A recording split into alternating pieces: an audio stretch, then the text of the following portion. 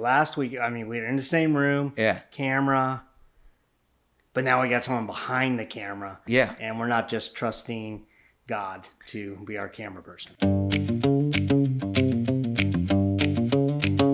Counter to intelligence.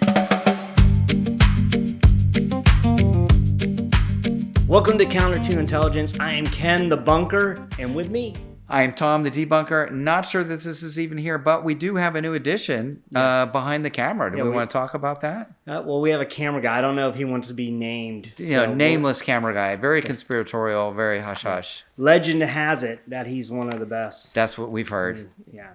So, last week we said we're going to go back to Missing 411. Yes. And by request of my sister-in-law, Catherine, because there's new stuff to throw in. And so I thought, I'll go back and explain for those so they don't have to go back and watch the whole episode, but I do recommend going back and watching it. Everyone should. Yeah, but I'm going to give like a quick rundown of what Missing 411 is, and then we're going to get into the new cases and some new theories behind it. Yeah. So basically, here's the rundown, and then, of course, Tom will come in and interrupt me and tell me how it's all bunk.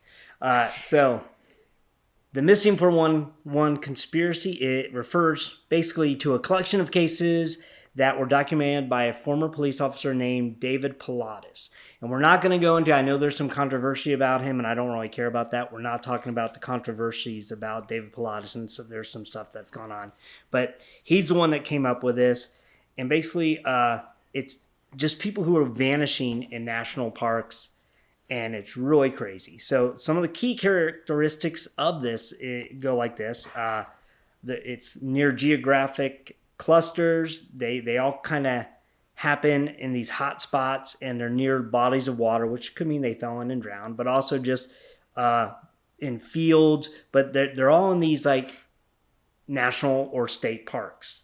One of the strangest parts of it is their abrupt disappearances. So it'll be people who are there and you're talking with them and they're in your group, and then suddenly you turn a corner, you go, "Hey, Brian," and Brian's gone.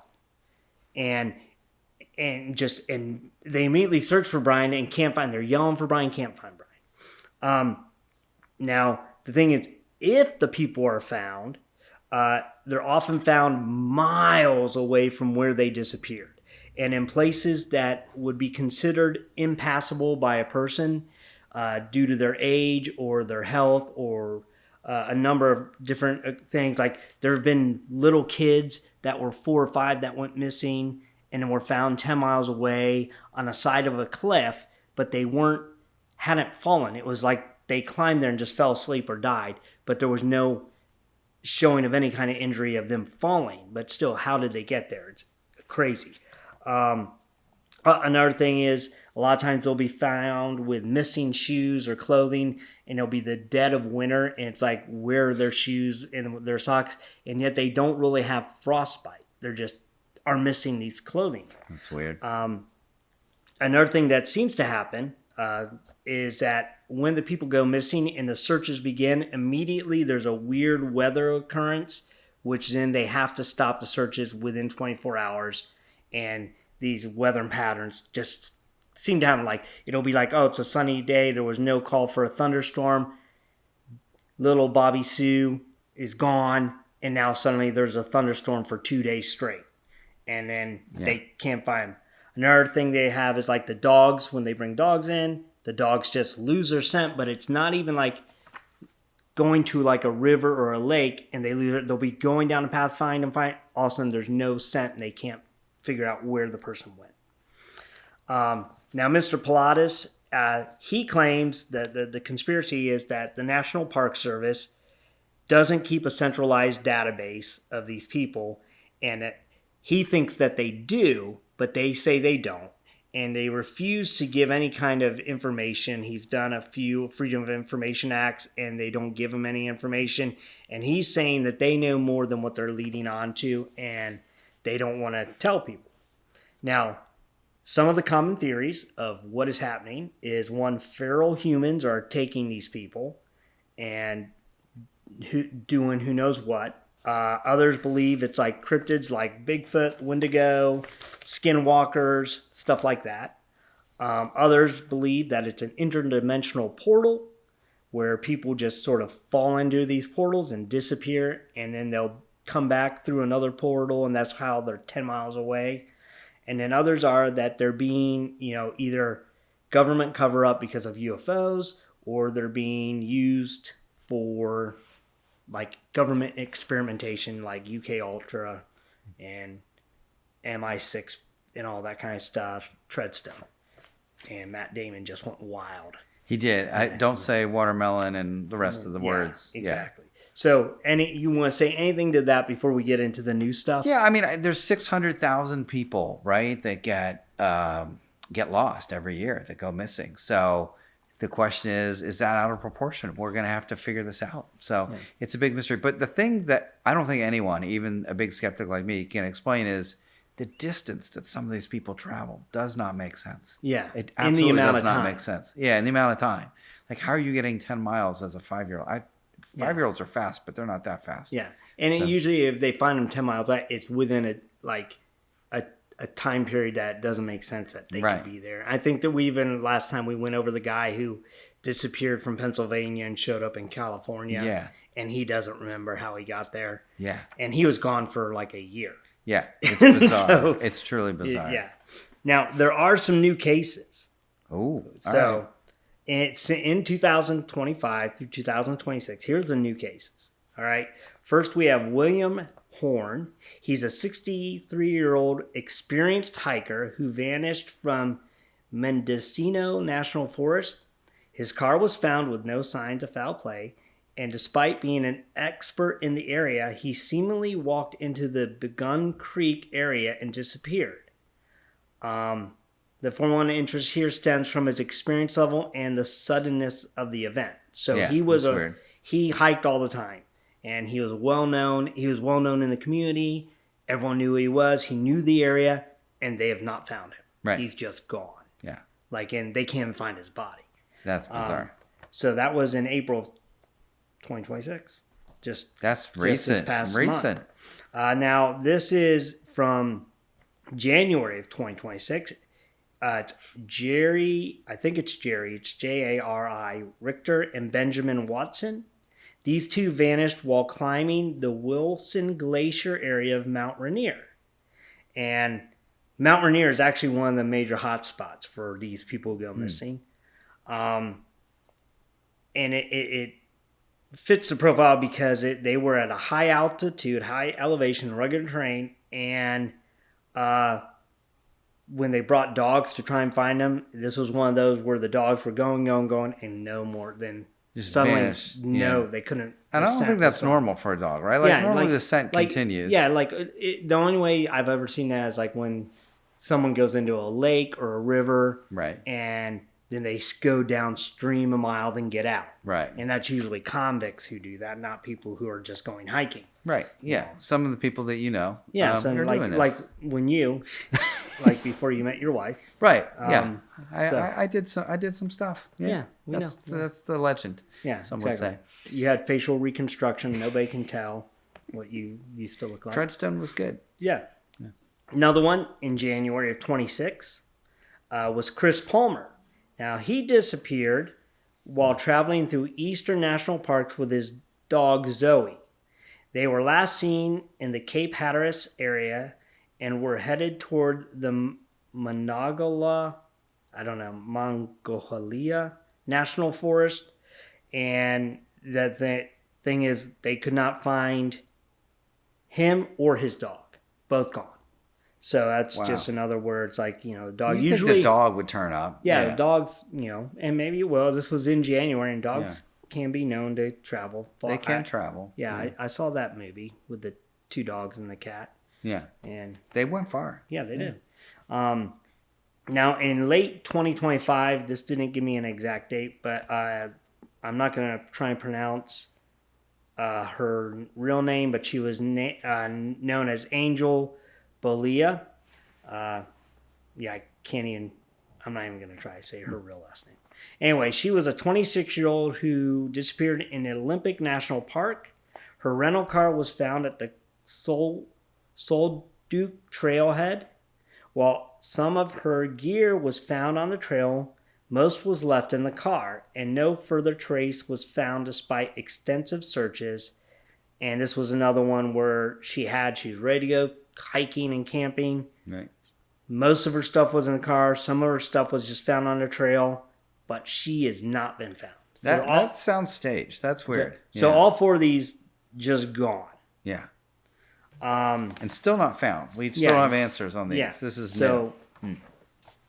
Yeah. So, it's just a very bizarre situation that's going on.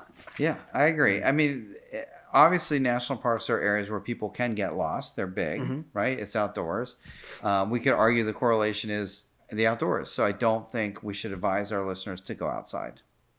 Do you think that's the new advice? I don't know. No, I want them to go outside so we have more things to talk about. And this is a new kind of audience participation to our loyal viewers. So yeah, if you guys could go to a national park, let us know if you return. And if you don't return, I guess what would kind of be is if we can find like a listener or viewer, Noel, maybe. Right. That would be willing to put a GPS tracker on them. Right. Hidden somewhere. Maybe we implant it. We should implant it. Kind of like definitely. the aliens implant the little thing. We can implant a GPS in their forehead or on their hand. I have no survey with a number, skills. Certain maybe 3 numbers. Right. Like, on it and just see what... just 6, maybe 6. Just so they're all the same, I guess. That's kind of. And just so we can keep track of where they right. go. And then we'll just have them go into the woods. We'll, and as they go around amongst the beasts, with their number, we can figure out, what's going on. We'll have the exact GPS location. Yeah. It's going to be great. I don't see anything sinister. I don't think no one would suspect that. They would, No, but it would be interesting to see, because I have seen these people, the stories are insane. Yeah, they are insane. Now, one of the weird things that has come out since we've been doing is the Epstein stuff. Yeah. And now there seems to be a connection with Missing 411 and the Epstein files. Oh, really? Yeah. Okay. And so this is where it gets. This is kind of what my sister-in-law was trying to point to. So in the Epstein files, there were talks about UFOs. There was talks about underground bases.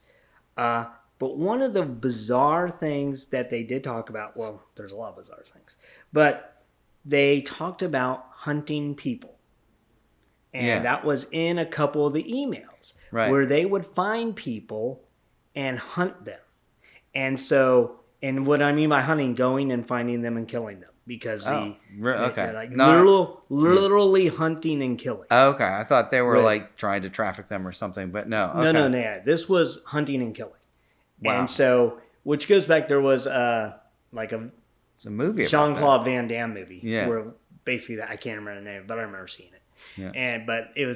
And that was back in the day, and I was like, that's the craziest thing. Yeah. So either Epstein and his buddy saw the movie, or they actually were doing that. Maybe the guy who wrote the movie knew this stuff was going on, but now they're making a connection. Like maybe these people were hunted, right? And hey, the greatest, as I think the line was, the greatest hunting experiences to go against the greatest prey or greatest predator, and the greatest predator on the earth is a human. Right. So, when you go hunt an animal, it doesn't know really how to try and save itself. Right. All it knows is to just flee. Instinct. Yeah. And humans, we know flee, but we at the same time we'd want to stop whoever's trying to kill us. Right. So there's this connection now. People are wondering, are some of these people who were hunted by the? Oh wow. And then it also goes back to the government testing on people, kidnapping them. This is a conspiracy within a conspiracy. Yeah, and then we got obviously the UFO thing that people are still doing that. The other thing is the feral humans and the hiders. Yeah, what are the feral humans? I think we talked about this the last episode, but refresh my memory. All right. Well, basically the premise is that it's a group of people who have just gone off the grid. Yeah. Who live in the woods, in the forest, and people have quote unquote seen people, not quite Bigfoots. Right. That's always one is Bigfoot. They have said that these are people, but they look odd. Okay. And have, because they're longer hair, they're like living in the woods, they're dirty. Okay. But they have a weird demeanor, facial features. And one of the things, and here's where it gets, all right, if you have children, don't let them listen. Cannibals have this look about them where they have the sunken eyes, sunken cheeks, they have their skin tone, their hair. If you eat human flesh on a regular, you get this look like you just like if you eat fast food a lot, you get a certain look. People know, oh, you love McDonald's, right? And I've met those people. Yeah. They do have a look. Yeah, do it. But we'll say, but to a further extent, like if you look at old photos of cannibals, right, they have a certain look. Their teeth, they're like, right, and so these feral people, quote unquote, are eating people. That's a concern, and they think that maybe it's in these national parks because they're so big. They could have a hideout of a place to live, and they would come out. And being people in the woods, they'd be really good. I guess the theory is at kind of moving without people noticing and stuff. Yeah, like in and out, get in and out, do your thing, and you're good to go. Wow. Yeah, so that's that. So the other, the merger again. There's also a QAnon. Connection between the 411 community and the QAnon people. Not that QAnon people are doing it, but they've kind of merged to say that going back to the trafficking humans, right, is the other where they feel like people are being, especially when it's young people, like right, because there are a lot of instances of teenagers and younger vanishing, and were they being trafficked to other countries, right, and are they these trafficking, and that's a believable premise too. Like, right, could there be people in the woods watching groups of, families with large kids and like being, oh my gosh, they got there's a big family reunion at Yosemite and there's all these, not that that's what's happening, but that's another theory. That's theory. a theory. We're going to need a green screen or something up here. We're going to need to diagram this out, I think, in the edited video. At some point. Maybe not this episode, but in the future. Because the connections between all the things are fascinating. Yeah, it's right? very. So what are your thoughts then? So the connections are all false, obviously. But they're fascinating, right? No, I don't know. I think people are getting lost in national parks. I think there's some cases that are just so bizarre. It's like clearly something happening. The person lost their mind or they were abducted by someone. I don't know. Like, I can definitely not explain them all. Yeah. There are a couple. Also, you got the serial killer idea. There's someone. Yeah. And there is a whole, that I would love to get into. I don't think we ever did get into it. I think we talked about it once, but we never got into it. But the smiley face killer. Oh, I've heard of that. And we talked about it a little bit. Yeah, but I'd like to get into that at some point. That's a future episode waiting to happen. Yeah. But my thought is that, I'm kind of in your corner in that some are just people fall off a cliff. Right. People fall into a river. People fall into a lake. Yeah. They drown. Yeah. There's also the possibility of bears, wolves, right, cougars, and the animal kind, not the old ladies. Oh, right, yeah. That could be too, though. They're dangerous. The cougars that listen to our show. Lonely cougars who are like, I want a boyfriend. And they literally go and hunt them. Yeah. If you're a cougar and you're listening and this is true, if you could call us in, we got to get a 1-800 number. For them to I'll just put your cell phone number at the bottom. At the bottom. That'll be great. People can just start calling you directly. I'm sure all the most credible people will call immediately. Yeah, immediately to tell you. Then they'll start telling you cougar stories. You're like, I don't want to hear this. Yeah. So anyway, but then I also think there are some weird stuff going on. Something is up. Yeah, right? and I do find it interesting that I did find it interesting that the Epstein thing, there was the whole idea of the hunting people, because that we did not talk about that last time. That was not even on. It's a weird phrase, right? Like you could interpret it more innocently and say, well, they were trying to recruit people to their island or whatever. This wasn't even about that. It was literally about having, hey, we're gonna have a hunting party this weekend. And it was basically they had found homeless people or something and let them loose. And then that is what the email is suggesting. Wow, that's crazy. Yeah. So or maybe that just means something else. You know? Who knows? Yeah. They just took them for pizza. Yeah. Which is a whole different conspiracy about pizza. So. Oh, there's probably many. Yeah. Which flavor is it related to a particular flavor of pizza? Because I'm going to avoid that. I don't want to go into it because now people are like, oh, they're talking about pizza and flavors. Those two must be the elite. That we are the elite. Yeah. We're really hungry and probably should order a pizza for this episode. Well, if you want to order one, I will eat it. All right. I'll think about it. All right. So I guess in conclusion, we're going to go with, we're not sure what's going on. We're not sure. We have no idea. But it is weird that people are going really far away from where they started. It's not weird that people disappear, but we just don't know. Yeah. We don't know. Well, I think I think some of it is weird that I think that when they disappear and there's no trace of anything. That is weird. Especially the ones like these most recent ones where it was like all of them seem to be well prepared hikers and knew what they were doing and gone. Yeah, that's bizarre. And like Mount Rainier is not like, there's a lot of people who go to Mount Rainier on a daily basis, and to have two people just vanish like that, in my mind, it seems like a weird situation. Same with the other, like the guy who was 63 and knew the area, and gone, and no trace. I mean, there's something happened. Something's weird. Something's weird. No, it definitely feels off, and I don't think we have the answers, but we have the questions, and that's what counts. And we want other people to have questions. Yes, absolutely. Yeah. So, our next episode, I think we talked before we started what we wanted to talk about. Yeah, are we going to do it? I think we are. All right, let's do it. So, as many people know, the scientists who have gone missing or died or committed suicide in the past year. Yeah. And the wild connection. I mean, this is getting so wild that mainstream media sources, CNN, Fox News, and others are talking about it. Yes. So this conspiracy is like so big that they're picking up on it. Yeah. And they're investigating it. There's an actual investigation. Yeah. Multiple ones, I would assume. And I don't want to give it away, but if you've watched our show, and maybe you can do this, go back and watch our very first episode from last year, because what we talked about in that conspiracy is connected to what is going on with these scientists. And that's all I'm going to say. So go rewatch the first episode. Do your homework. Do your homework. This is crazy. Maybe we are like secretly fortune tellers. Like we knew in that first episode this was going to happen. Yeah.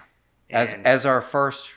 So think about this weird connection, listeners. Our first episode of season 1 is connected to our first episode of season 2 because we just talked about what was happening last time. Yeah. So that was technically this is our first issue-based thing. So we're connected to our own show in a weird way. Yeah. Yeah.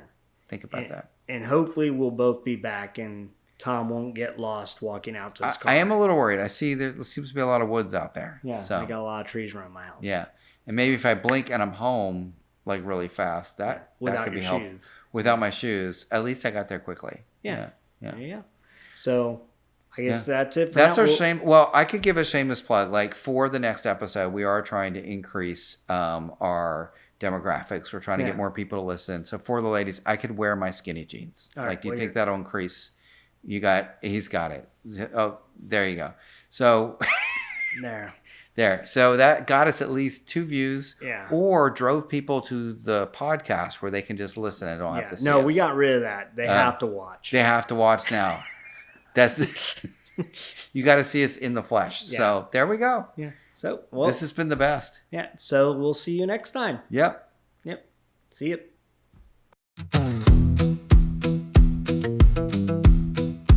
Counter to Intelligence. Counter to Intelligence is an Ends of the Earth production. Please be advised that Tom and Ken have absolutely no idea what they are talking about. No theories or conspiracies were harmed in the making of this podcast. This program is intended for entertainment purposes only.